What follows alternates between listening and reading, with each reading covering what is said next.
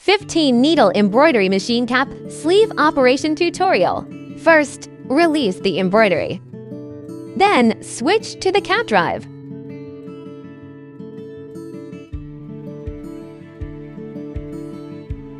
Install the cap drive, aligning it with the lower guide rail. Align the bearings properly.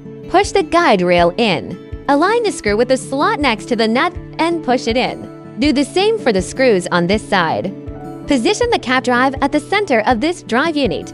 Use a 3mm hex key to push the cap drive all the way in. Tighten the screws.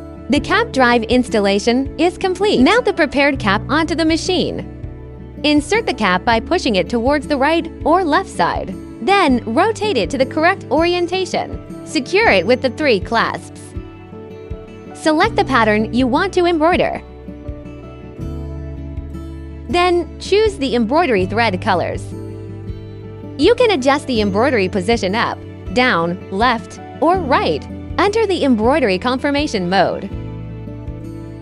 Use the frame movement keys to check and finalize the position.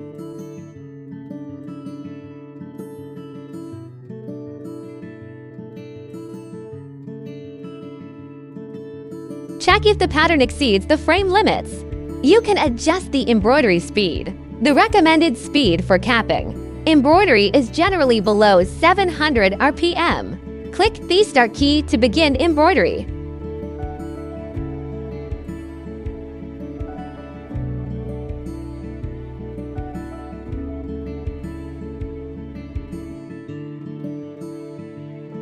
After embroidery, remove the finished cap. Press the 3 clasps simultaneously to release and remove it. Then, take the cap out by moving it to the right or left. And that completes the cap embroidery process.